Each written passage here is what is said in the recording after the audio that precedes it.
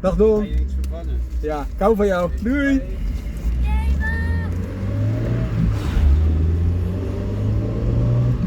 Over 200 meter, ga bij de rotonde rechtdoor om op de Heerlenersteenweg te blijven. Dit is heerlijk leven. Ik zal je nu ook een beetje mee laten kijken. I will show you how it is. We also have a little bit of vision. How the car behaves. Over 300 meter, neem op de rotonde de derde afslag naar de Euregioweg. Really magnificent. Echt lekker genieten. Voor een motorfiets. Maar wij zijn sneller. Daar ga ik echt door. So most cars. Verlaat de rotonde naar de Euregioweg. Mobile roadblocks. If you have a car that is as agile as this one. Over 800 meter, flauwe bocht naar rechts.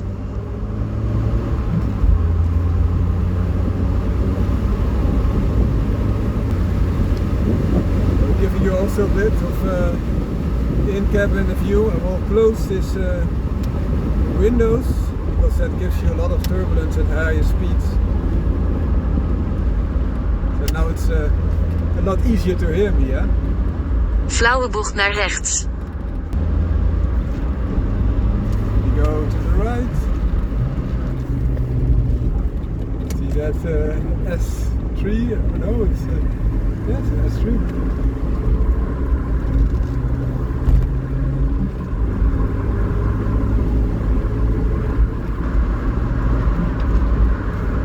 So that car in front of us has a lot more horsepower.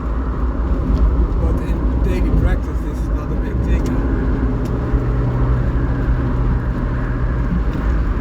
So that's 310 horsepower in front of us. And we have only 86, but we are of course a lot lighter. More nimble, but that is more potent. So it depends on what you want. Depends on what you want in a car. Also nice.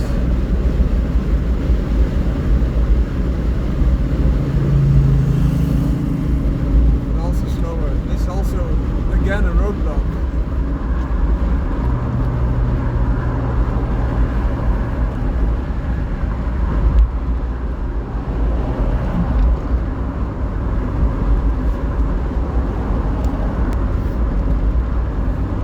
So for you to enjoy is often not that easy when you have a car with enormous potential like that S3, that you only drive it extremely mundane because you're never touching its limits.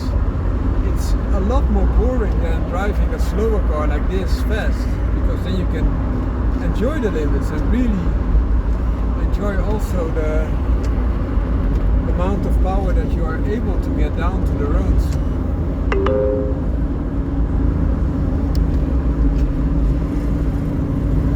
There comes the motorcycle again.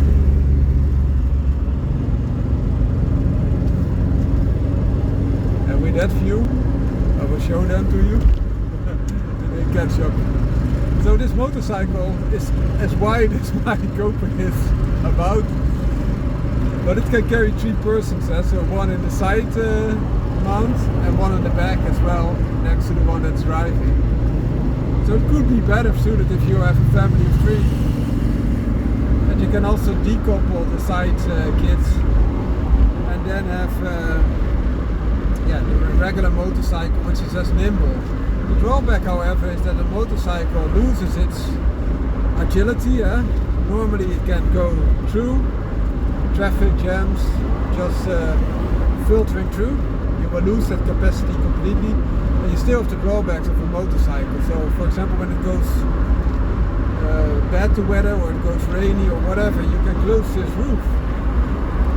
This roof can be closed. But with the motorcycle you don't have that luxury.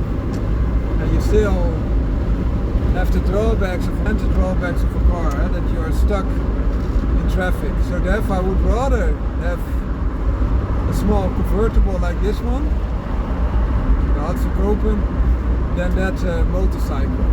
Although you could say you could detach the side span and still have the same carrying capacity of 2 that you also have open, so 2 and 2, and you have the added beneficial capacity to take a third passenger with you, or even more luggage space, so you could opt for that option, of course. But for me, that's quite complex. You still have to store the side span and the motorcycle, and if you store them separately, you might lose even more room than you do with storing the Copen. And you can also store the Copen on the street. So that's, in my opinion, a better way to move forward. But to each their own. It's not that there's one right and one wrong, because that's absolutely not the case. But for me, this is my own preference. And it could be also your preference, or you have a completely different vision there. It's also not a problem, of course. And for me, I also have a motorcycle, so I can still have that filtering capacity. Over 800 meter, voeg in op de A76. But the drawback is you have to have 2 insured, 2 vehicles, road tax, so that's the drawback of this proposition. And insurance and the road tax of only 1 vehicle, like that motorcycle with a side span, could be better, of course, because you don't pay separate road tax for that side span. So every choice has its own benefits and own drawbacks. The benefit of a motorcycle without a side span is that you are very flexible, so you can lean into corners, which you lose with a side span. The benefit of a side span is that you can have legal compatibility, so you could have a lot more luggage and passenger capacity if needed, but also you can detach that and have a normal motorcycle. The Copen in itself is a car that is for a regular car that also has an electric hardtop roof, has similar feeling as a motorcycle, even better, because you don't have to wear a helmet and other protection because you're sitting and still have the wind blowing through. So for me, this is the best way to move forward. Drawbacks could be if you have, for example, a child with you, you cannot take it with you in the Copen together with your wife, for example. So you're limited to 2 persons strictly. And with the side span, you can still take both of them with you.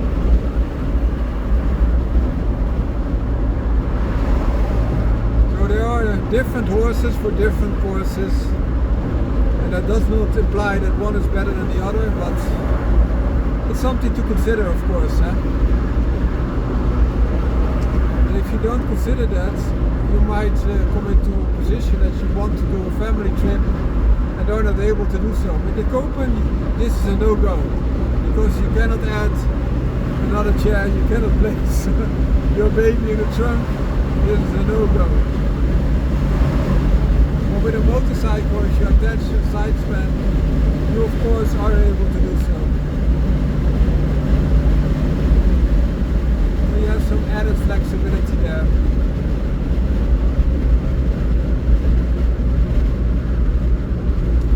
But nevertheless, it could be, depending on the side span that you are using, that you still need a helmet, and that would be quite constricting for a baby, for example. So you need older children that can accompany you, and with a baby this could be a no-go as well. But it could be that they also have side spans that you're not, that you are, for example, roll-over bar like this Copen, the 2 that you see at the back of the chair, they pop up in an emergency. Will protect you if you roll over. They add additional strength and additional steel to have additional protection there. Over 3 kilometer, neem afslag 2 geleen richting de Rijksweg Zuid. Into your side span. I don't know that. I'm not into that that much because I'm against the drawbacks of a motorcycle and a car in one. And I really like the leaning capacity of a motorcycle. Also a quad, I think it's an awesome way of transportation, but you still are stuck in traffic. Whereas with my motorcycle I can just filter through, which I really appreciate, that added flexibility. It makes you also a lot faster through traffic. And also with parking, if you have the side span attached, you will lose the parking benefits of a motorcycle because you're still quite wide. You cannot also not filter through because the added width will withhold you. Whereas a pure motorcycle you can park it in the narrowest spaces, you can park it on the... Over 1 kilometer, neem afslag 2 geleen richting de Rijksweg Zuid. That is the way that we are moving forward. Nice at Fiesta. Steve with his pop and bang map. I'll give you this pleasure as well, of course. We go to the Neem right. afslag 2 geleen. So bye Fiesta, coming through. Over 500 meter, sla rechtsaf naar de Rijksweg Zuid. Sla rechtsaf naar de Rijksweg Zuid. I hope that we could...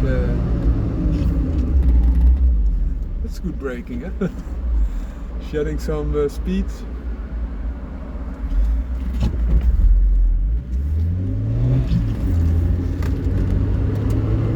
Blocking me. I don't know why he does. Over 500 meter, volg de 2 linker rijstroken om linksaf te slaan naar de Kerrenshofweg.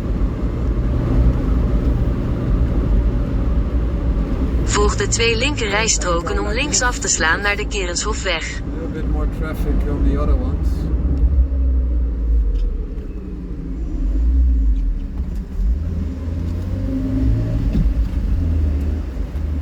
Drawback is of course that you are stuck. Over 600 meter, flauwe bocht naar rechts richting de westelijke randweg. In the past they had room to overtake, but they have so much narrow places now. It really blocks your options there. But hey, we will manage and we will still enjoy this nice road. This has a nice boulevard type of experience now, which is also nice. So no problems there.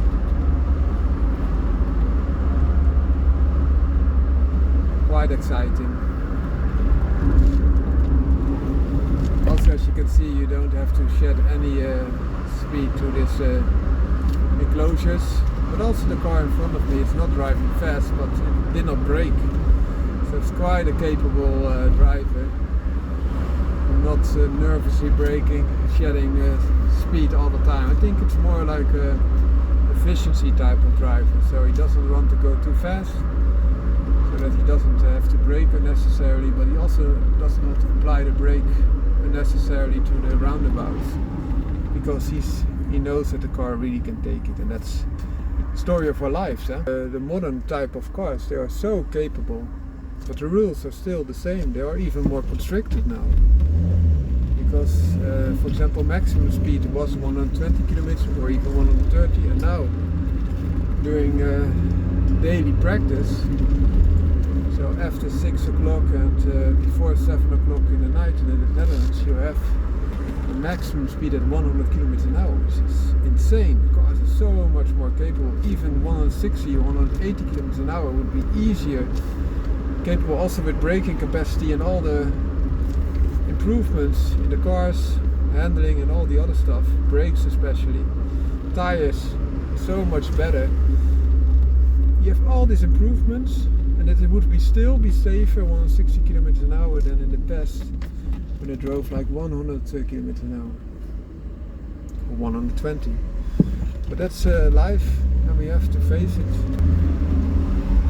Giving you a little bit more that boulevard feeling. I think now there are even 2 or 3 cars, 2 cars before that caught. My brother had a Colt, and this is a 5-door configuration, 3-door configuration, but with the 1.5 turbo. It's also an excellent voltage.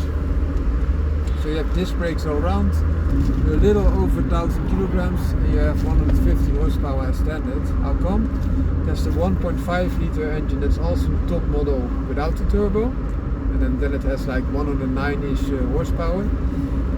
But with the added turbo, it now is producing 150 horsepower. And with an easy tune, so it does not extremely well react to ECU tuning, so it's quite maxed out already.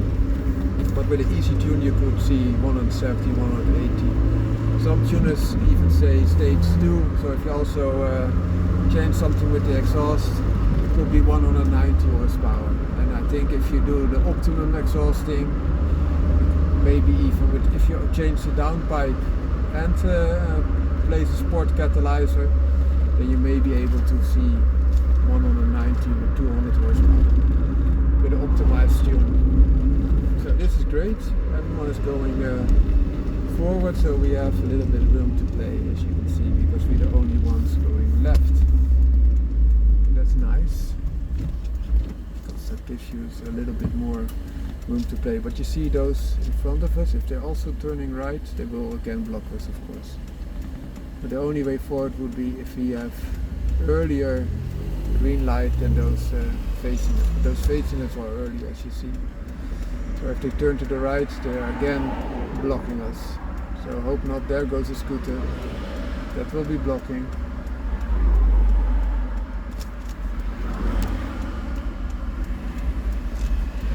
There we go.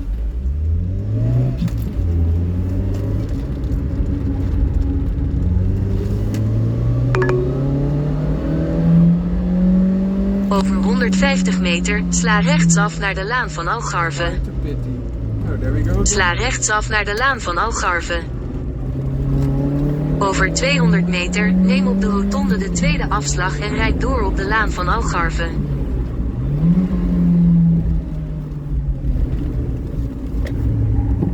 Verlaat de rotonde naar de laan van Algarve en sla rechtsaf naar de westelijke randweg. Over 600 meter, neem op de rotonde de vierde afslag en rijd door op de Elsenburglaan. So again constricted, so we just let them go be anticipating, otherwise we have to brake too much behind them. So now we start shifting down, and then we have some normal engine braking and easily go behind them.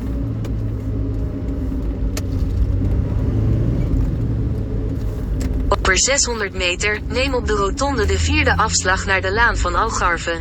So have a great day. Found a car out. So another, I can put it a little bit tighter. Give it a little bit more room. And then I will close the roof again for you. I'll show you now. So the roof. There it goes. I think this is a fantastic experience. Also for children. You see everything changing, the windows go down, there the roof comes up. You can secure it with the clips, the 2 clips. And now it goes beep and it's done, and now you only have to close the windows again. And that's it. Found a car. Peacing out. Have a great day.